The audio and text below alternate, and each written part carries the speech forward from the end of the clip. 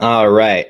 What's going on, everyone? It has been way too long. Welcome back to another Dividend Happy Hour. I know that we're a bit early tonight. Started the stream about 10 minutes early. I was around and I was antsy. I haven't been live with you guys here on the channel for what's it been? Like 3 weeks maybe. Um I think we only got like one Dividend Happy Hour in for July. I don't think it was, maybe it was two. But anyway, long story short, I was antsy. I was around and wanted to hop on and hang out with you guys a little bit early. How's everyone doing tonight? Long time no see. Hope everyone had a great week. It's been an interesting few days, I would say. If your guys' portfolio is anything like mine, these last couple of days, Wednesday, Thursday, Friday, last few days have been pretty red. Let me show you guys what's happening over in the portfolio. Let me do this, add this to the screen. And real quick, by the way, guys, before I went live, I think my audio interface is kind of on the fritz. I think the sound's okay for now, but if for whatever reasons at any point during the stream the sound cuts out, just let me know in the chat. Like I said, it's on the fritz. I think it's okay for now, but just keep me posted if anything happens. Anyway, going over to the spreadsheet here, which you can start using, by the way. You can download this for free. There's a link to it in the description. The portfolio right now is sitting at $101,740, which is not bad. Despite these last few days, we're still holding on to six figures in the portfolio, which is very nice. But I will say this is quite a departure from the recent all-time highs. I think at most I saw this portfolio get up to maybe 104.5 or something like that. So these last few days have definitely been pretty tough. But it's all good. I'm seeing some more discounts. I'm sure you guys are as well. Seeing some more discounts pop up on the market. Zoetis is looking good in the mid 140s. Procter & Gamble's been looking really good as well. And that's going to tie into our usual questions that I'd like to ask you guys before the stream. But before we get into that, or at the start of the stream, I should say, before we get into that, grab whatever it is you're sipping on, guys. Let's kick this thing off the best way we know how. It's been too long, and it's so good to be back in the saddle with you guys. Cheers. Here's to you guys.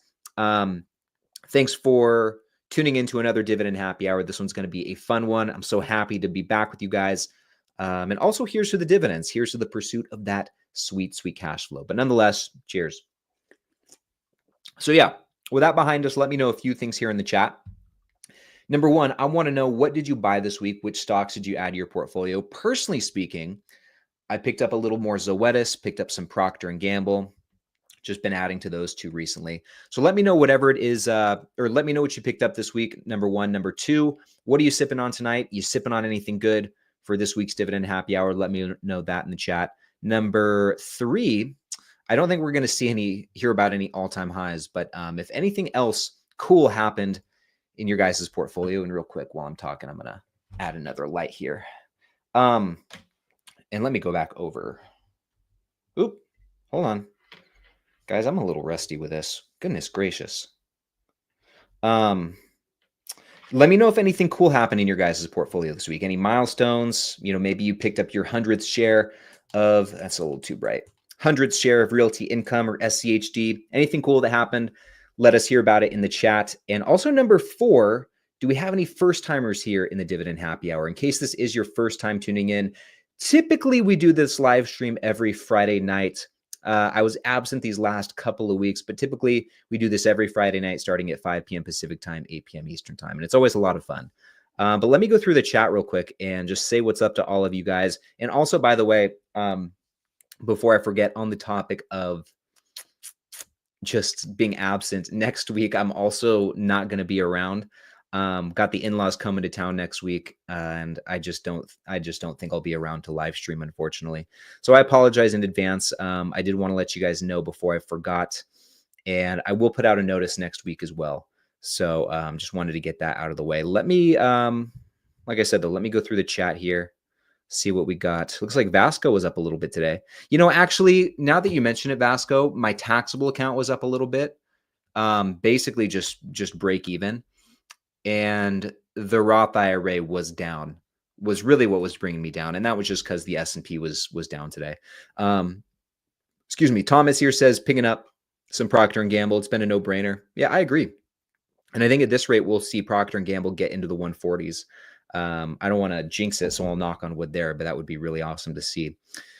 Chris sipping on a Bang Candy Apple Crisp. Man, I forgot about Bang. Bang used to be like the drink. But yeah, I forgot about Bang. Now, with all these other brands out there, whether it's Ghost or Celsius or, I mean, even Monster. Who else we got? I'm missing a few. Rain, that's another popular one. I forgot all about Bang. Okay. There we go. Thieve finally got to start investing weekly again, past the job OT restriction. Good job. Nice. It looks like Billy went on a little shopping spree this week. Picked up some Bristol Myers, Procter & Gamble, Pfizer, Lockheed, and he's down about 3K. You and me both, my friend. You and me both. It's all good, though.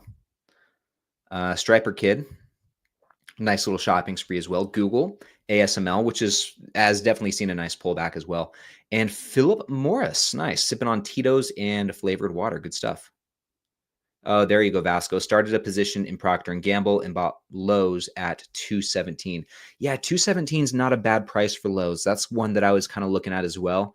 But I think I would still rather, I definitely would rather put more into Procter & Gamble and Zoetis too. The thing about Zoetis, it's starting to become a pretty hefty position for me. So I want to keep buying it because it's at a pretty good price, but it's also getting to be pretty close to like a full position. So yeah, I don't know.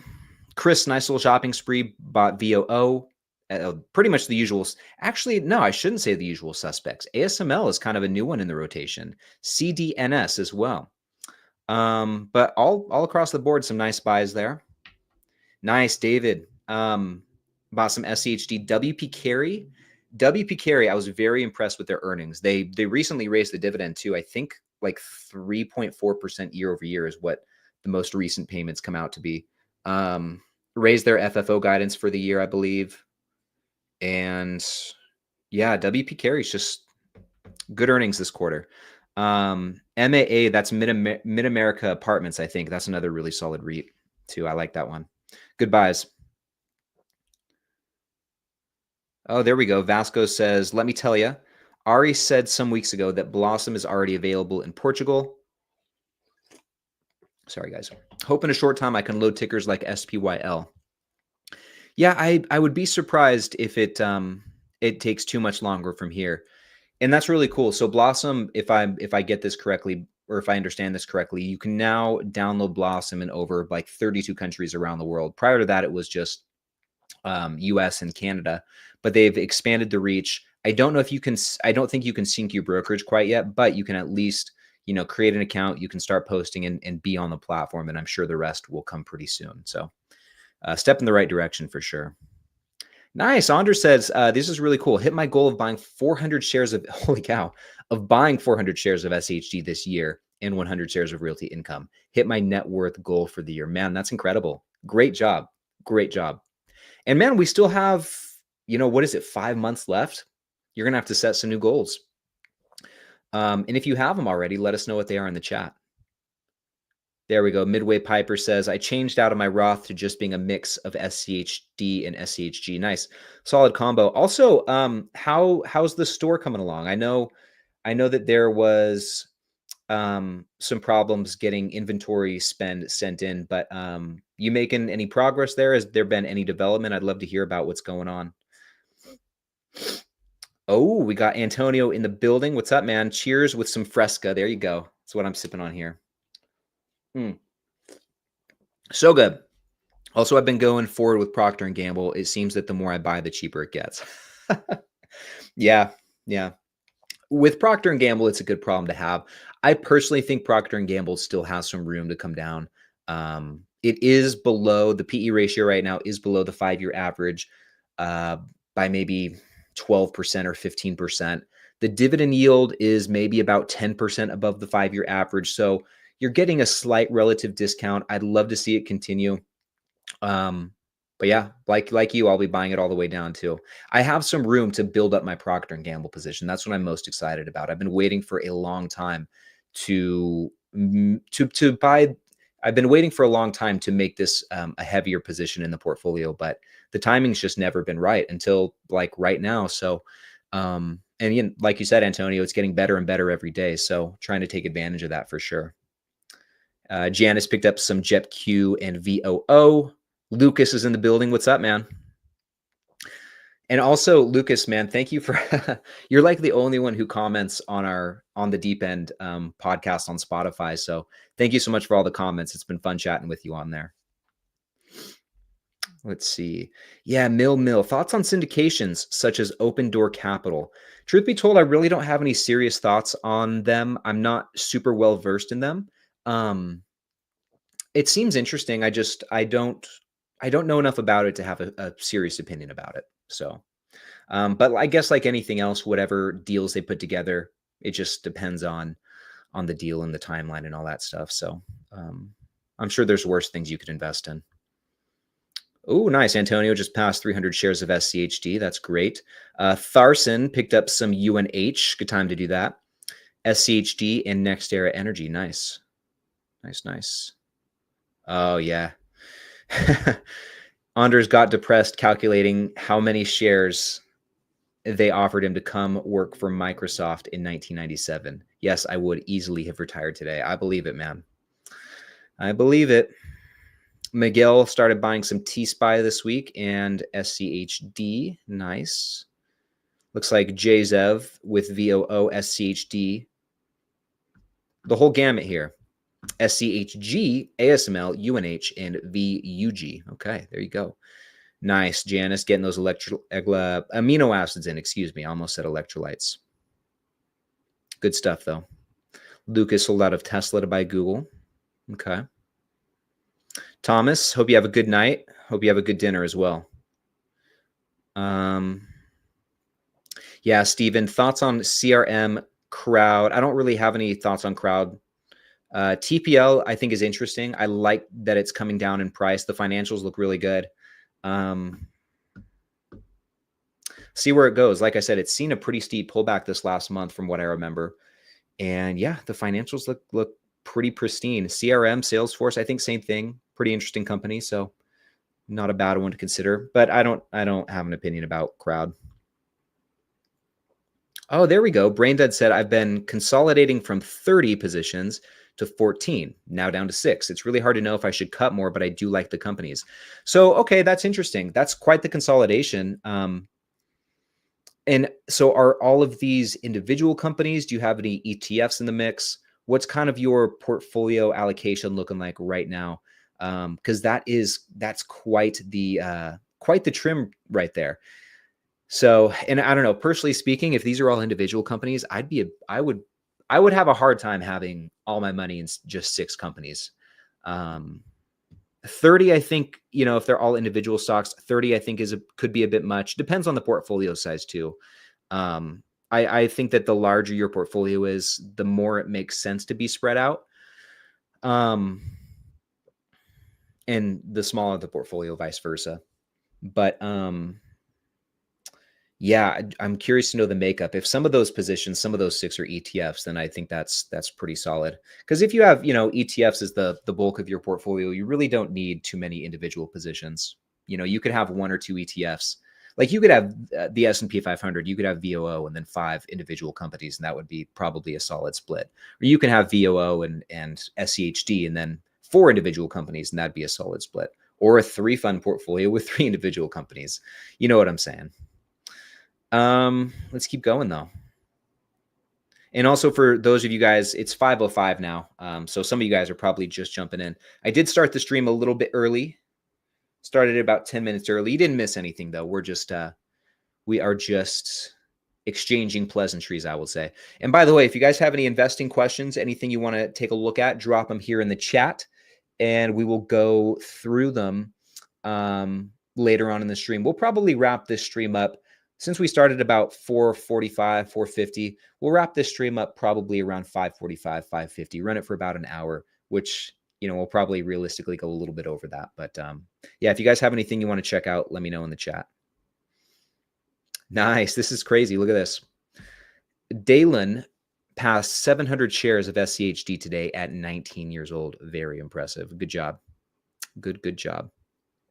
Christian, this is a fantastic question. We'll save that one. He asks about balancing living life now. Well, let's just go through it right now. Why not? What else are we doing? So Christian wants to know, how do you balance living life now and saving for the future? For context, I currently save 50% of my income and have 3% dedicated to fund money. Yeah, I mean, it really just comes down to budgeting. Fortunately, my wife and I, we don't have too crazy overhead, so it makes it very easy to save. And we're also pretty easy to please. Like, the only thing that we really care to spend money on is, as of late, it's been Cafe Rio, which is basically just like another restaurant, same exact type of setup as Chipotle. And so that's pretty much where, I don't want to say where all our money goes, but we go there about once a week, and that's lately been the only thing we've really splurged on. But otherwise, it's like, we enjoy working out. We enjoy just hanging out. Maybe we'll splurge a little bit more on groceries. Like, maybe we spend a bit more on groceries. Not even, actually. We really don't spend that much on groceries. So I don't know. I'm not doing a great job of answering this question, but I think when it comes to finding that balance, obviously budgeting is super important. And I think that as long as you are, contributing to your portfolio consistently, and you're doing it at a rate that is going to get you to where you want to go in your desired timeline. If you reverse engineer the growth of your portfolio, and it tells you that $100 a week or $150 a week is going to get you to your retirement goal in the time that you want to get there. As long as you're doing that, I think anything outside of that, any additional contributions that you make is just kind of going above and beyond.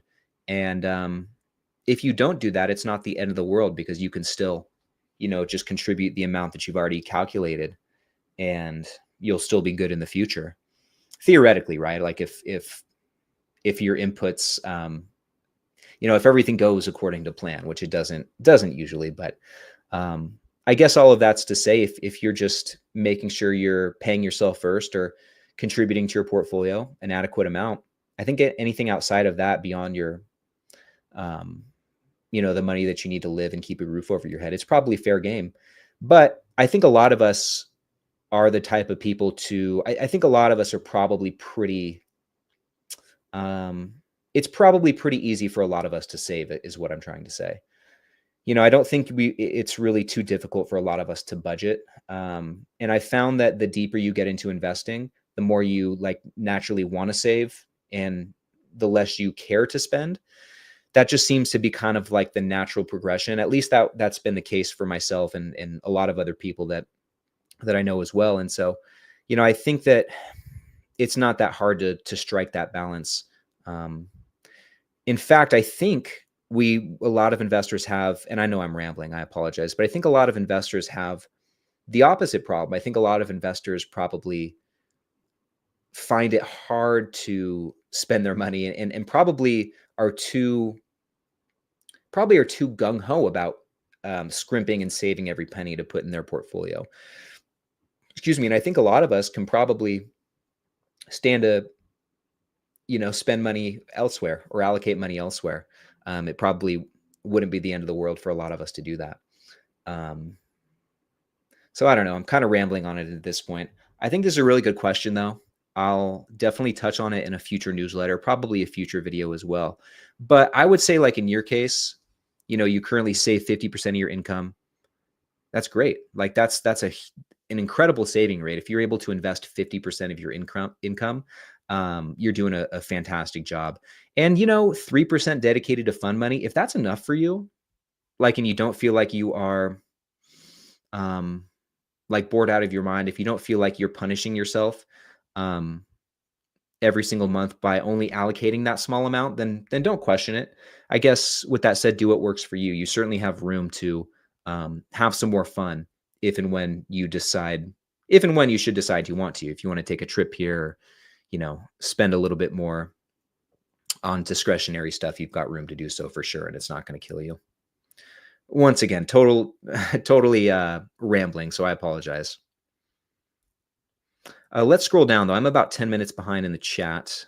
Oh yeah, okay. So Walmart rejected store application, so Limits Express is trying to work their magic. The same thing happened to me. As soon as I applied, I got rejected immediately, and they were able to reverse it for me. So yeah, take a look at Tootsie Roll. I'll save that one, Striper Kid. We'll check that out.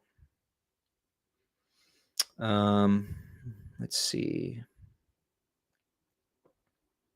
Let's keep going.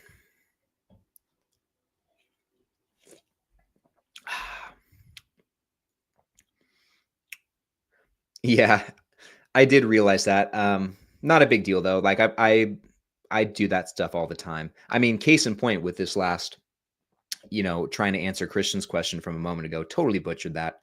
I'm just not good with words. So sometimes it happens, especially, on the fly. Things aren't scripted. It's totally easy to get things, screw things up. I do it all the time. I'll probably do it 100 times in this live stream. So let's see. There you go, Joel. Thank you.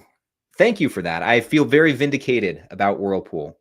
On one hand, I'm sad to see them cut their dividend. That's never a good feeling. And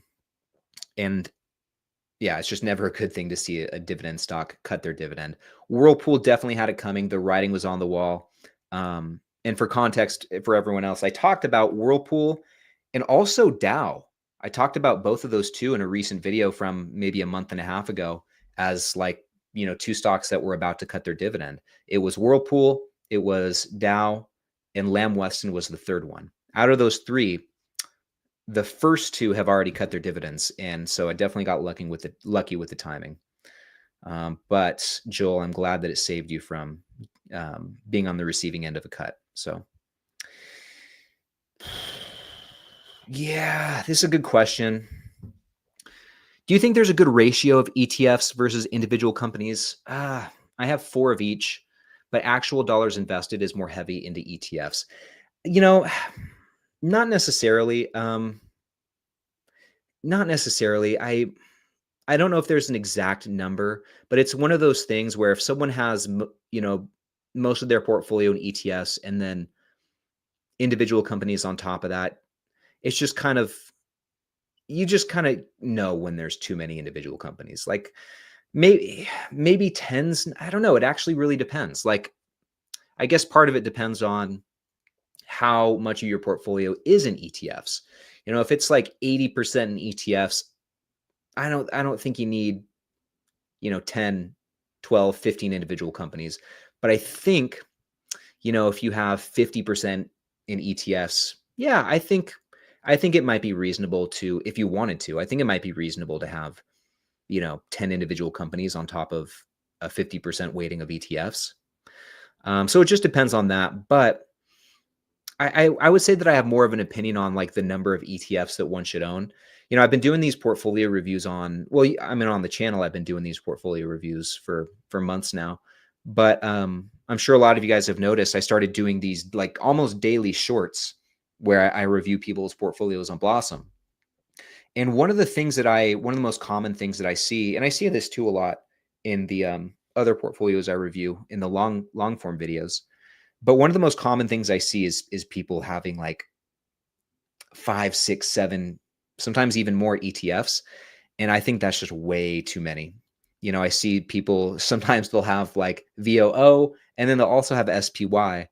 And, I'll see people have the S&P 500 with QQQM, with SCHG, with VGT, stuff like that. And I think that's a bit overkill. So what I was trying to get to though is I think I have more of an opinion on how many ETFs one should own. I think you can totally get by, even if you wanted to make most of your portfolio ETFs. I think you could totally get by with like 2. Everyone loves the 3 fund portfolio. I think that you probably don't need more than 3. So that's kind of where I settle with that.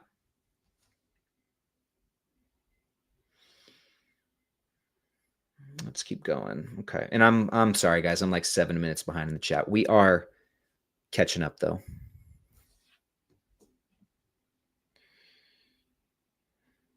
Yeah, this is a good point. This goes back to that balance, trying to find that balance between spending and investing, or, fund money and investing money. sometimes it's hard to differentiate between the two. But Aussie has a good point. If you're on track to hit your goal, and I think ultimately this is what I was trying to say. So thank you for making it much cleaner than how I presented it. If you're on track to hit your goal by the time frame you said, it doesn't really matter if you contribute extra. Yeah, it doesn't really matter. Anything above what it's going to take to get you where you want to go, anything above that is just extra. It's bonus. It's going above and beyond, and there's totally nothing wrong with that at all. That's great, but it's also not mandatory.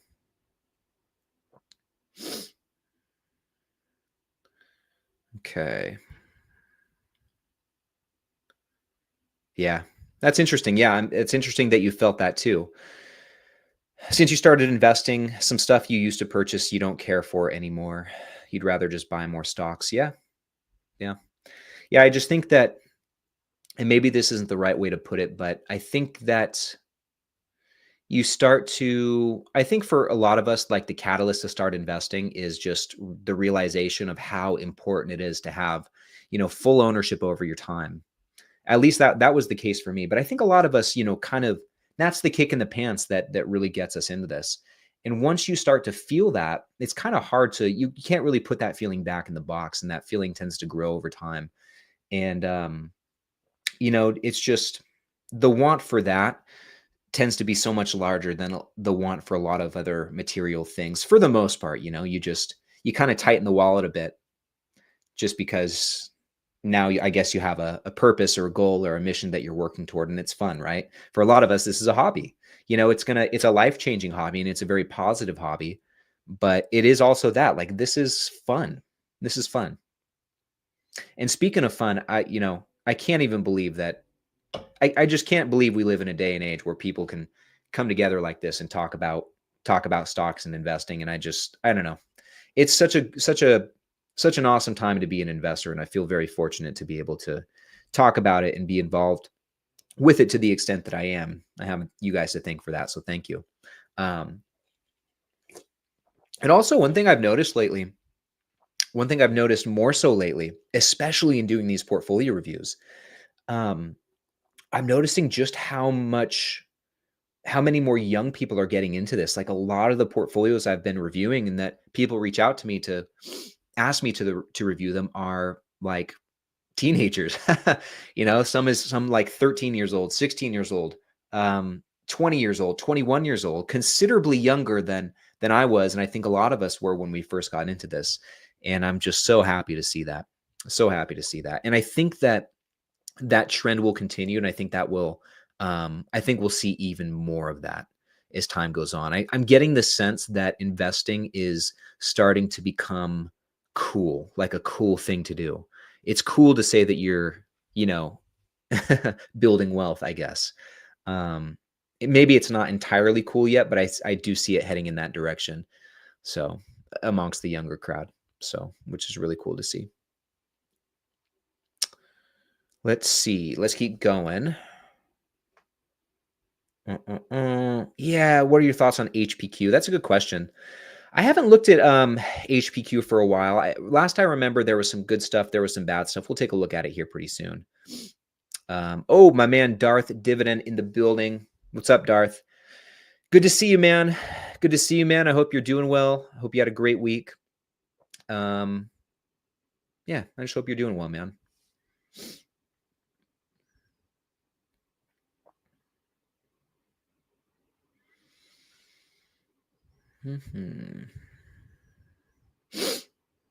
Oh, vacation time. This is a great question. So I've been getting this one a lot.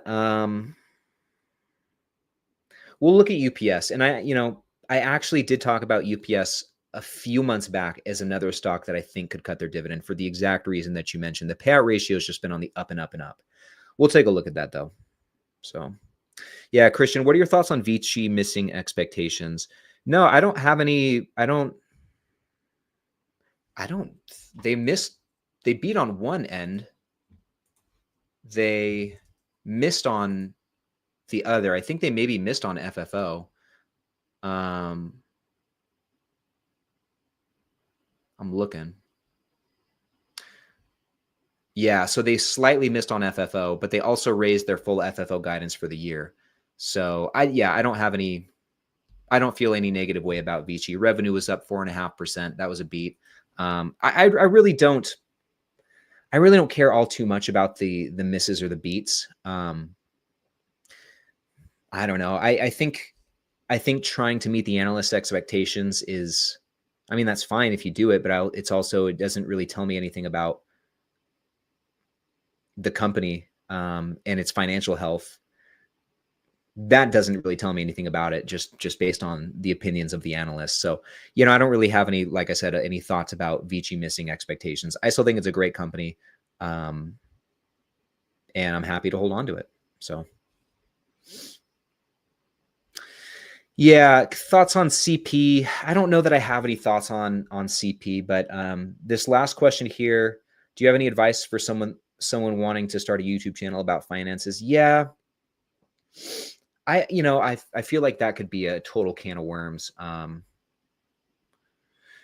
But a couple of quick things. I don't want to spend too long talking about it because I really could spend the whole rest of the stream talking about this. And with that said, too, I'm happy to answer any questions if you guys ever have them or are interested in doing something like this. It's been a life-changing thing for me, and it's been a lot of fun as well. It's just been a great outlet to learn about this stuff and talk about this stuff, and you just never know what that can grow into. So if you ever have any questions, feel free to shoot me an email or a message on Instagram or on Blossom or wherever, and I'm happy to try and help out there. So, but yeah, so any quick advice for someone wanting to start a YouTube channel about finances? I would say, more than anything, if you can, base your channel just around what you're doing. Document what you're doing.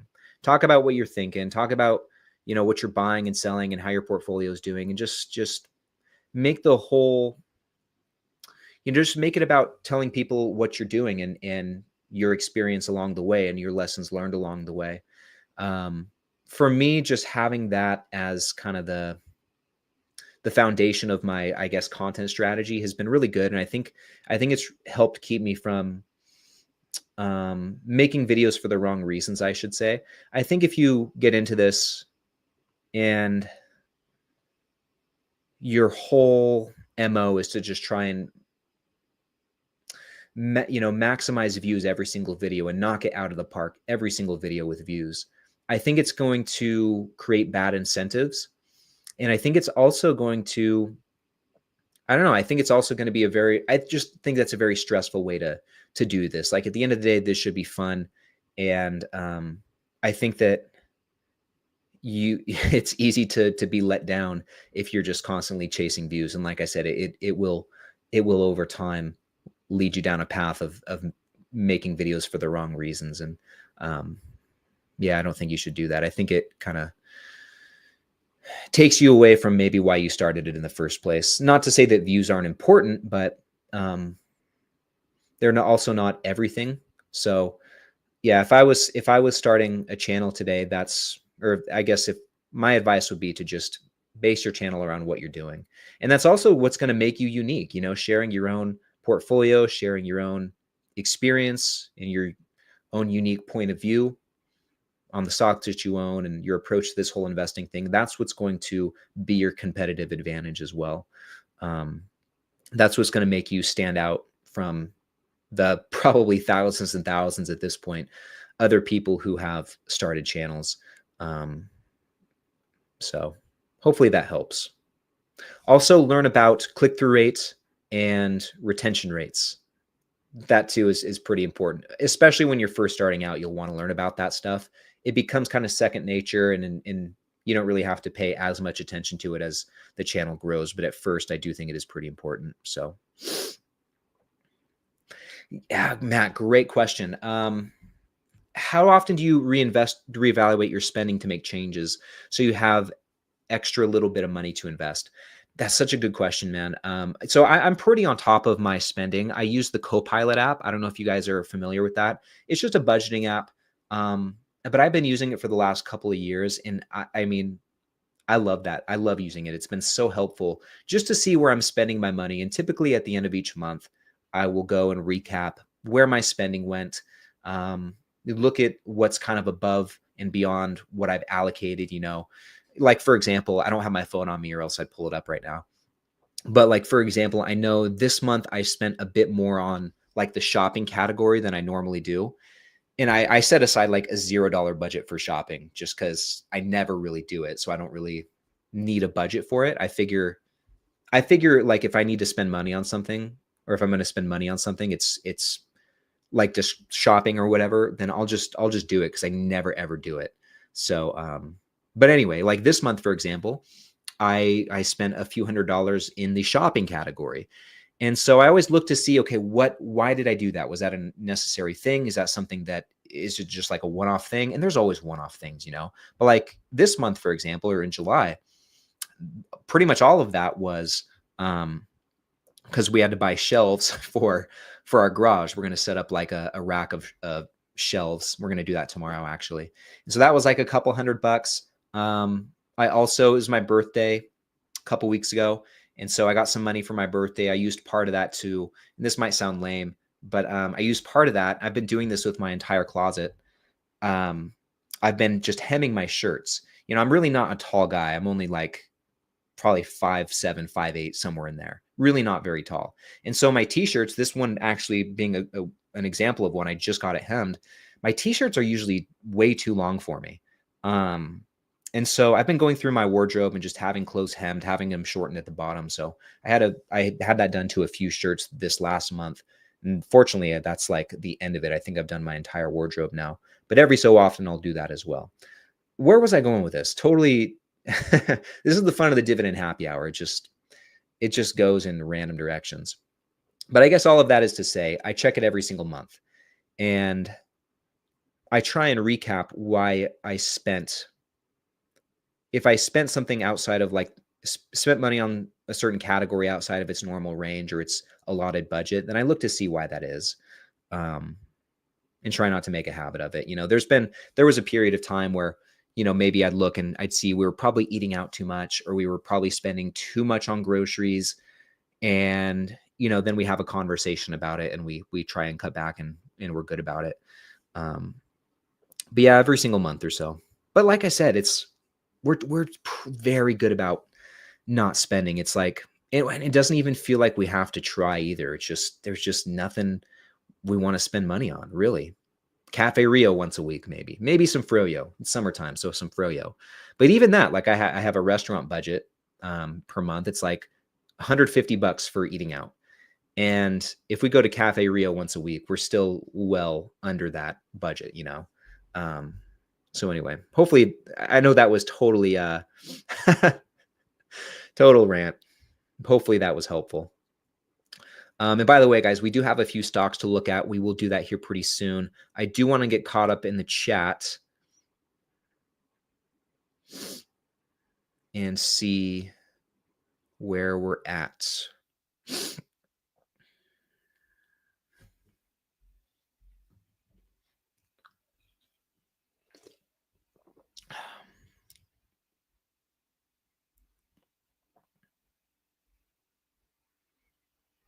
Okay, sorry, guys. Sorry for the silence. It's nice and peaceful. Yeah, Christian, that's a good point about young people getting into investing. Fast Eddie, that's a good point too.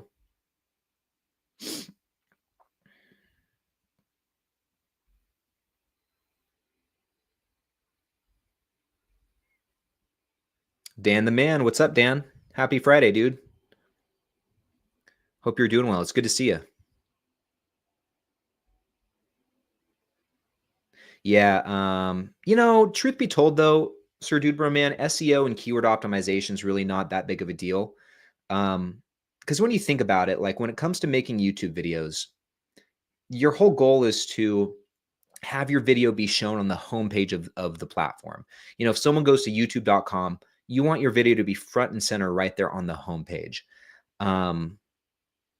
And so if you can get to that point, if you can get there, if you can get on the homepage and have YouTube recommending your videos, then you don't really have to worry so much about the SEO and the keyword stuff. Maybe at first it's something to pay attention to, so YouTube knows like who to serve your audience to based on those keywords and stuff, but it'll know anyway because it can read like the transcript of whatever's in your video, so it'll know nonetheless. But let's say once again your goal is to get your video shown on the homepage. Well, at that point, who's reading these titles and thumbnails, or who's reading the titles? It's human beings. So really, more than anything, you want to optimize your titles and your thumbnails for human beings. What's going to get a human being to click on this the most? It's not so much about like the algorithm or pleasing the algorithm. It's about what human beings are going to connect with the most. And if you do that, and more people click on your video, which would be shown by a high click-through rate, then that's what's going to trigger the algorithm to spread your video out even more. So, or that's one of the things. It's that plus retention. If people are clicking on your video at a high frequency and they're also sticking around to watch your video for an extended length of time, then that's a pretty good signal that whoever's viewing it likes that video, and then YouTube will start showing it to other people who might also be interested in it. Hopefully that makes sense. But in a nutshell, that's how it works. Yeah, you look 5'11". Definitely not, my friend. Definitely nowhere near that close to 6 feet. Yeah, I'm like 5'8". I'm like 5'8", 5'7", somewhere in there. So yeah, this is a good question, actually. Is it redundant to own a VOO and SCHG? Let's go take a look, actually. So, and this is good because I want to show you guys this. So we've been doing a lot of work on Snapstock, guys. Lots of work. Hopefully you can, there we go. Hopefully you can see that. It's really coming along. This is a glitch right here. We need to fix the current share price. It's not updating. This is the accurate share price. So we need to fix that. That's in the works. So I apologize if you guys have been using the platform and have seen that. But the question here is, isn't it redundant to own VOO and SCHG? Let's find out. So we've been expanding the ETF functionality here on the platform. We added an ETF overlap tool here. So if you wanted to, go search VOO, see how it overlaps with SCHG, just type that in, and bada boom, bada bing. We can see there's a 56% overlap. And this is color coded too. So like, for example, if we did SCHD, there probably would be less overlap. So 7% overlap, you can see it turns green. So that's a good sign right there. But SCHG, there's clearly a lot more overlap. 129 holdings are overlapping. I wonder if the top holdings here, yeah, the top holdings is where there's going to be the most overlap, it looks like, which is no surprise. It's going to be the likes of NVIDIA, Microsoft, Apple, Amazon, Meta. If we scroll over, Broadcom, Google, Tesla, Eli Lilly, stuff like that. So with that said, a 56% overlap, it's not the end of the world. It's really not. But it is getting close to like, maybe you don't 100% need it. Let's compare that to like a QQQ, VOO to QQQ. Where's the overlap here? So that's even less. Okay, so you'd actually be better off owning VOO and QQQ just based on the overlap. Hopefully that makes sense. So yeah, it's not the end of the world to own both of those. Great question. Yeah, Christian, what are you sipping on? I got myself a Fresca, my friend. Fresca Fridays. Oh yeah, Vasco, any tool to know the overlap between ETFs? Yeah. So Snapstock has it, like I said. If you just Google ETF overlap, there's other tools as well. So other free tools too, so that you don't have to pay for. Snapstock you do have to pay for. But I think it's worth it. I'm biased, but I think it's worth it. Ooh, SCHD, Stan chilling by the pool. Good to see you, man. Enjoy. Yeah, truth be told, Dan, I've kind of stopped looking at it as well. I've kind of gotten to the point where I want to, my channel's growing pretty consistently. And this is not like a big niche either. Like there's not a big pool of people who are interested in dividend stocks specifically. Investing is a much bigger pool. Investing is a small pool, but it's still a lot bigger than dividend stocks. But yeah, I've kind of gotten to the point where I don't really check it as much either. I don't really check the click-through rates. I don't really check the retention that much anymore. I just want to make the videos that I want to make. I just want to talk about the things I want to talk about. Um, I just want to have fun with what I'm doing, you know. And I used to pay a lot more attention to it when I was starting out because I really wanted to grow as fast as I could. And I think that you have to kind of be deep in the weeds of the analytics if you want to see growth. Um, but you kind of get to a point where you also like have done it, like made so many videos that you kind of get it. You know, I think I said this earlier in the stream, but it's kind of like a muscle that you can exercise. And after a certain amount of time, it becomes second nature. After a certain amount of time of seeing what works and seeing what doesn't work, you kind of get a sense for it. So yeah, Tony, did you buy any stocks today? I didn't buy any stocks today. I did buy stocks this week, but nothing today. Okay, so we are all caught up in the chat, guys. Why don't we go through a few of these stocks here? So Striper here wants us to take a look at Tootsie Roll. Let's do that. Here, let me do this. Change the view a little bit. And I'm sorry, guys, I'm using my FaceTime camera. Sometimes I just like doing this FaceTime camera on my laptop. Sometimes I like doing just this FaceTime camera instead of instead of the big gun right up here. And I hope you guys don't mind as well. Sometimes it's just, I don't know. Don't really have a good reason for it, so I won't even try and come up with one. But sometimes I just like doing the FaceTime. Okay, so here we are with Tootsie Roll. It looks like it's had a really good year. So let's, really good month too. Wow. Okay, so this share price is accurate, interestingly. So in the last month, it's up 6.7%. Year to date, it's up about 20%. That's very solid. It's done well. Last year, up 33. Okay. The snap score looks decent. One red flag. We'll see what that is as we scroll down. But the snap score looks decent. Solid growth. So we'll probably expect to see like substantial revenue growth, earnings per share, free cash flow. Profitability looks decent. So I would imagine margins are at least stable. Debt's looking good. So low leverage, probably a low net debt to free cash flow, probably high interest coverage. Dividends and buybacks, we'll see what happened there. Capital efficiency, they must just have like low returns on invested capital. So let's scroll down and see what's going on. So the growth section looks okay. The revenue growth looks pretty good. I would say that looks good. Earnings per share growth looks pretty good as well, especially over the last 5 years. Free cash flow is interesting, though. Free cash flow growth does seem to be a bit spotty, and I'll be interested to see what the payout ratio looks like when we scroll down. Really big jump in this last year in 2024, but I would say that it looks decently spotty. Depending on the payout ratio, that might not be the end of the world. But ideally, you'd want to see, another cool feature. It's the small things. This is not like a huge deal, being able to pull up a chart, but I think it's cool. But ideally, you'd want to see something more consistent. You know what I'm saying? Rather than these ups and downs. So, but still, like with that said, if the dividend is very well covered, then you also, it might not be a deal breaker to see the free cash flow like this. Margins, do look pretty steady. The free cash flow margin, like the free cash flow per share, is a bit all over the place. Debt looks good. They have more cash than they do debt. That's why they have the negative net debt right here. So that's great. Interest coverage, almost 200. So that's looking really good. And I love that. I love seeing this. One of my favorite things is when a company has like negative net debt. It's just one less thing you have to worry about. So I really do like seeing this. This is a huge green flag to me.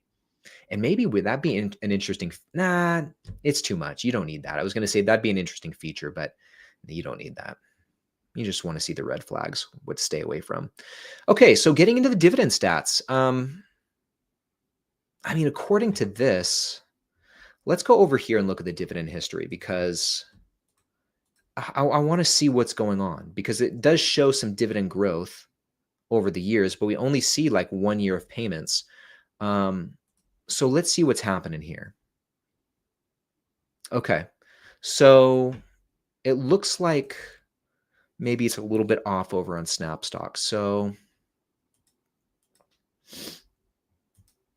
What can we find here? Yeah, so they have a pretty extensive dividend history. Interesting. Low yield, low growth. So that's not, that's not super interesting to me. If I were, for me to be interested in these dividend stats, I'd have to at least see like a higher dividend growth rate than this. And I think, just with that said, payout ratio is not bad. It's actually been going down. Looks like they're buying back shares too. So with that said, it's not bad. I really like the debt. Dividend stats could definitely be better. I think I would be more partial to something like the Hershey company. Definitely a similar company. I would rather invest in something like this. Now, this one doesn't have that negative net debt. In fact, Snapstock has the net debt as a red flag, saying that it's been growing by 9.3% every year on average over the last 10 years. And we do see that. We do see the debt going up over the years. It's definitely slowed in recent years, but still with that, the net debt to free cash flow is very low. So debt's still not an issue with this. Interest coverage ratio is still very high. I would be more partial overall, like I said, to the Hershey company. Much higher yield, much better dividend growth rate as well. And also like a very growthy company. And in terms of the free cash flow, we can clearly see this is a lot more consistent than what we saw a moment ago with Tootsie Roll. But I don't think Tootsie Roll is terrible. And yeah, I cool to check that out because I always forget about that company. I'm going to add it to the watch list. Thank you.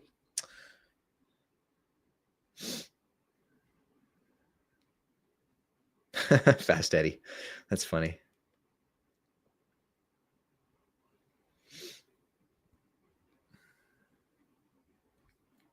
Okay. We got two more stocks, guys. The next one, Andrew wants us to look at HPQ. So let's do that. So let's go back over here. Hide that. Andrew, thank you for the suggestion. I will say, before we even look at the financials, I don't think this is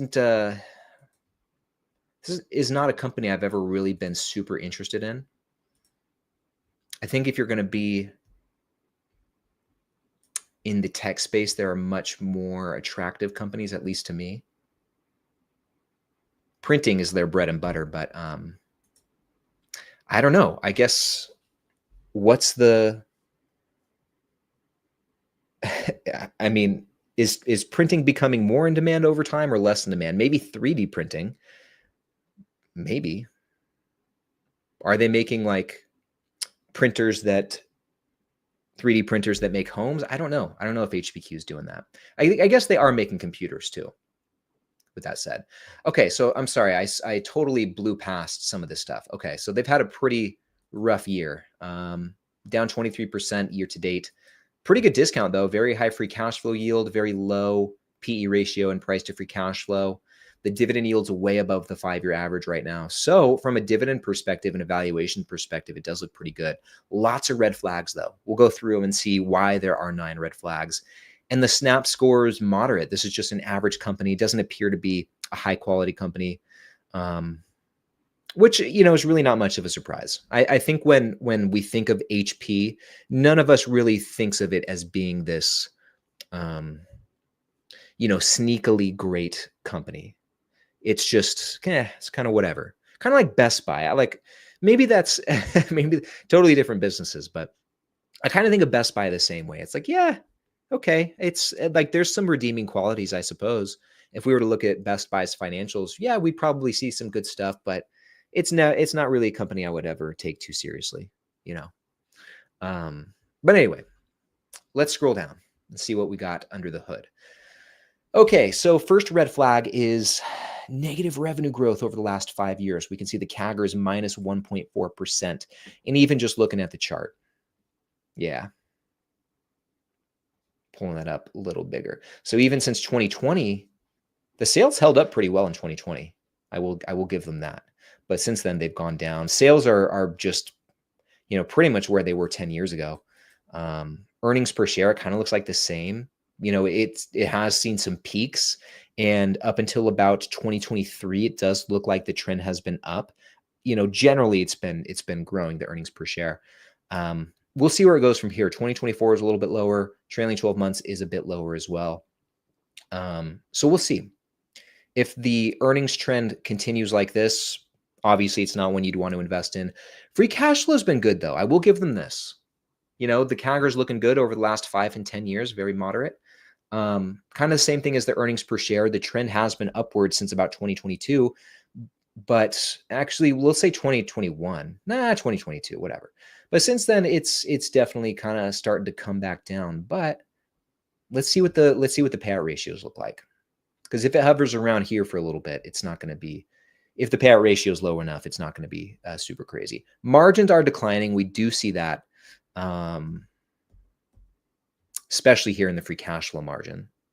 So that's something to keep an eye on. It looks like the gross margin is increasing, though. Ooh, okay. Couple red flags here in the debt department. Took on a lot of debt these last few years. Really, really big jump in debt. Simultaneously, the net debt to free cash flow has jumped up in a big way as well, but still it looks like there's plenty of free cash flow coming in to service this debt. The net debt to free cash flow is only 2.4. So totally fine. I think that's still totally fine. Interest coverage ratio is a bit low, though, 6.3 in the most recent year. So these two things are what you want to keep an eye on, because if this continues to go up, or if this continues to go down, this number right here, this metric, this ratio, will not look as good as it does now. So you don't want that to get too out of hand. Now, with that said, I mean, guys, look at this. Like, dividend growth has been solid. Yeah, over the last 5 and 10 years. And not to mention, you're getting that 4.5% yield. So that looks great. Looks like the dividend growth has definitely slowed down these last couple of years. That's okay. I think if you're able to lock in a yield around here and the dividend growth, hovers around that mid-single digit range, I think those are pretty well-balanced dividend stats. So, and I think that's probably what you should expect. If you're really considering this company, you probably should expect mid-single digit dividend growth moving forward, unless I'm missing something, unless there's some huge growth catalyst. It doesn't look like we're seeing that in the financials. So I wouldn't expect super crazy dividend growth. This is interesting, though. A couple more red flags. Earnings payout ratio and free cash flow payout ratio have been on the up and up. We definitely see that here with the earnings payout ratio. I mean, even going since 2019, it's kind of, well, I guess it's not too bad. Going from 30% to 39%, a little bit higher in the trailing 12 months, but still, 44% payout ratio, still plenty of coverage. So the dividend does seem safe. This is a trend you'll want to keep an eye on, though, as time goes on and things progress. Now, HPQ is doing a great job of buying back shares. They've been buying back shares very, very aggressively. Okay, their shares outstanding are declining on average by almost 9% every single year. That's crazy. It's slowed down here in recent years, we can see, but still, I mean, look at this. They've gone from 1.8 billion shares outstanding 10 years ago to half that, basically half that today. So I think that looks really good. The returns are declining, returns on invested capital, but still, holy cow. Holy cow. Okay. 24% return on invested capital in the most recent year. That's not too shabby. This does look to be continuing to go down. So, but even so, a 15% return on invested capital is not bad at all. So there's some good, there's some bad.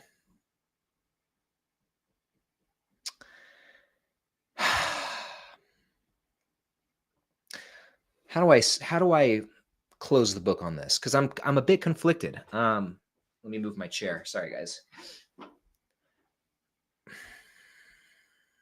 I don't know. I don't exactly know what to make of this company, because there are some nice things here. I really like the dividend stats, really like how much they're buying back shares. And now is a great time for them to buy back shares too, because they're just so cheap.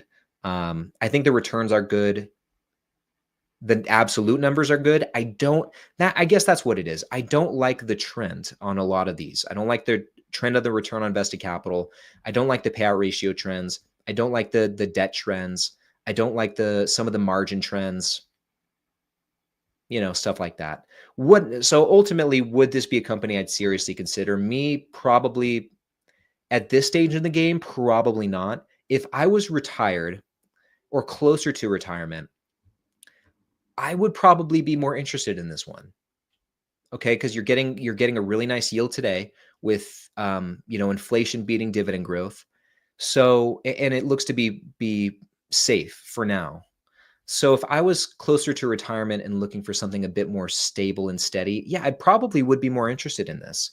But it's not something that I think would, and I could be wrong. We'll see how things play out over time. But this isn't a company that I think will deliver like outsized total returns as the years go on. And I wouldn't really consider it much of a defensive position either.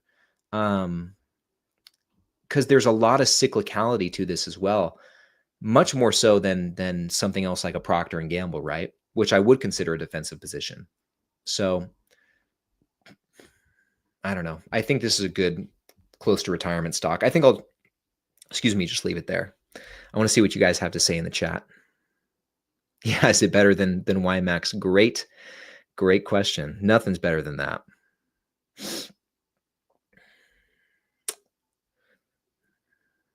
Okay, so we got one more stock to look at, guys. This is UPS, and this is going to be the last stock we'll check out, and then we're going to call it a night.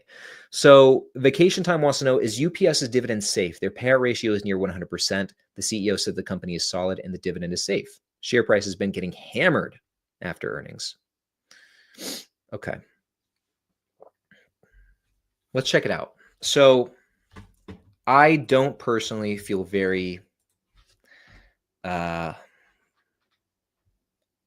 about UPS. These high level scores aren't bad though. Only 2 red flags. Snap score 6.5. That's not bad. Growth still looking good according to this. Profitability is low, which is no surprise. Just because of what they do, they'll have low margins, and that's all that is. That's the only reason why they have a low score. I think we'll take a look. Debt's looking pretty good still. Dividends and buybacks, they give it a good score. Capital efficiency looks good. Yeah, I mean, like you said, though, the share price has just been getting hammered. In the last year, it's down 30%. Last month, it's down 20%. This must be where they reported earnings. With that, though, look at these dividend stats. 6.3% yield in the trailing 12 months, 12% dividend growth rate over the last 5 years. But yeah, this is problematic, these payout ratios. And we'll take a closer look. Okay, so here's why the growth numbers are so high. It's because of these 2 years right here. And we'll see this when we get into the dividend section too, but these were very good years for UPS's bottom line and for the free cash flow. Actually, for revenue here as well. It looks like leading into 2023, they were seeing pretty consistent revenue growth. Since then, it's been very lackluster. It's actually gone down. But 2021 and 2022 were great years. And as we'll see when we get to the dividends, I think that UPS just got a bit too cocky, a bit too overconfident, a bit too excited when it came to these results over these good results in these 2 years. And I think that they kind of doomed the dividend with how they raised it during this time. We'll look at that in a moment. Now, getting into the profitability, like we established, there's going to be low margins. The gross margin is in the teens, but it has been increasing consistently since 2020. In 2024, it actually got up over 20%. So that's great. I like to see that heading in the right direction. Maybe their cost of goods sold is going down. I don't think it's got to be that, because revenue has been stagnant during this time. It's actually gone down in some years, and the gross margins are still going up. So they are working to cut costs in some way, shape, or form just based on these gross margins. But that hasn't completely carried down into the bottom line, because since 2021, the net margin has declined, going from 13 at its peak to half that, 6.35. But with that said, this 6 number is much more in line with how it's been over the last 10 years. And these were the good years for UPS. So it's no surprise that the margins would be higher in these 2 years. Similar trend here with the free cash flow margin. Okay, so let me take a sip real quick. One sec, guys. Ooh, so good. I'm just reading your guys' comments here in the chat. Okay. So looking at the debt, clearly it's been trending upward. The last 5 years, it actually has the debt growth rate negative. That's just because in 2020, it was 21.8 billion. 2024 is 19.5, which I guess is good. They definitely pay down a lot of debt over these last couple of years. So that's good to see. But over the last 10 years, the general trend is up. And I'm sure, we're already seeing it in the trailing 12 months. They are adding more debt to the balance sheet, more net debt at least. With that, though, the net debt to free cash flow still looks to be in good shape, 3.8, 3.9, basically. Interest coverage, it's not bad, 9.8. It's acceptable. It's a bit lower in the trailing 12 months, but we'll see how the dust settles. Okay, so this is where hopefully the picture starts to come together. So you look at these dividend stats on their own, and we're seeing that high yield. We're seeing that crazy 5-year growth rate, 12.7. Like, this is double trouble in the dividend department if I've ever seen it. High yield, high dividend growth, nice dividend growth history as well. It's actually might be a triple threat. But here's where the trouble started. And here's why the growth rate's so high. It's just because of the jump here between 2021 and 2022. They raised the dividend here by 50%. Okay. 50%. Crazy. And if we scroll back up, what was that, 2022? Yeah. So after 2021, so the raise in 2022 happened after this killer year in 2021, okay, where both earnings and free cash flow were way, way higher than usual. Similar trend in 2022. So, like I was saying a few moments ago, they were feeling a bit minty. They were willing to throw out some money to shareholders, and that's very great. Like, as shareholders, yeah, I'm sure that was nice to receive that during that time. And actually, let me scroll back up. But what happened after that? The earnings and the free cash flow both started to come back down to earth. And I think reality set in. Okay. And then since then, the raises have been a lot lower. I guess 6.5 in 2023 was good, but they barely raised the dividend in 2024, less than 1%. Simultaneously, okay, they're raising the dividend while seeing the earnings per share and the free cash flow per share coming back down. Well, what's that going to do? That's going to increase the payout ratios. Okay. In 2026, in 2021, the payout ratio in these 2 good years right here, the payout ratio was 26% because of the super high earnings. 2022, also same thing, super high earnings. So payout ratio is very low, but since then it's really jumped up. It doubled in 2023 and it got up over 90% in 2024. And now it's getting even closer in the trailing 12 months, 95%. So it would not surprise me to see the earnings payout ratio over 100%. And we've seen that in on numerous occasions here with the free cash flow payout ratio. Same thing, right? And this is where another one of the red flags are. Where was the other? Maybe there was 2. Yeah. So I guess this is the first red flag for UPS, excuse me. But it's not great. The payout ratio went from 33% to over 100% in 2023. 90% in 2024. It's back over 100% in the trailing 12 months. And it all happened just because they raised it so much right here. And I agree, Aussie, why not just do a special dividend? They totally should have. That would have made much more sense. But yeah, they didn't. And this is where it's at now. And so it looks to me like a dividend cut could be on the table for UPS. It hasn't happened yet, but I do think if things continue like they have been, then yeah, there's really only one way this ends, and it's with a dividend cut. So all of that's to say, I'm not feeling that great about UPS. Returns are going down as well. So outside of the dividend, I don't really know why you'd want to own this company. I think there are so many more exciting business. I would rather own FedEx while we're talking about these types of companies.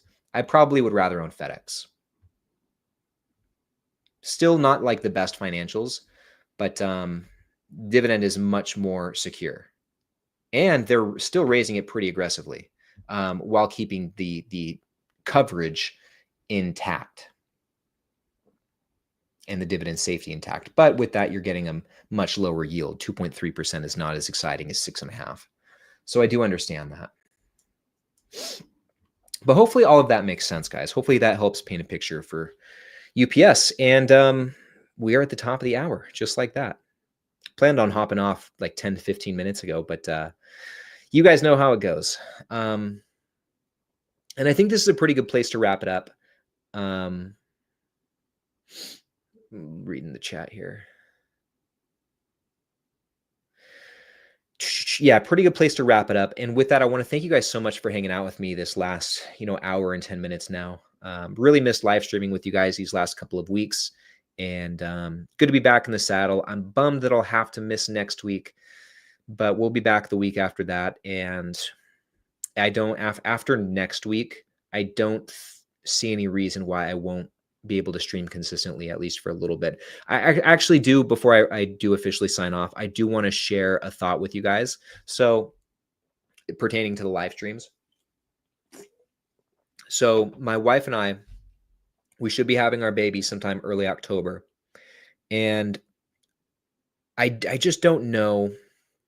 I don't know what that's going to bring, obviously. That'll be so new. And so as far as, I just don't know what the schedule is going to be like. I don't know what my availability is going to be. I don't know. I just don't know. You know what I'm saying? And so there's a chance, and I may be speaking too soon, but there is a chance that once the baby comes, I may be possibly taking a break from live streaming, or I may have a bit more variability in when I live stream. And so I do want to just put that out there and just get that on your guys' radar now. And I'll certainly have a better idea of what all that looks like as we're going through it. And I'll definitely do my best to keep you guys in the loop as well.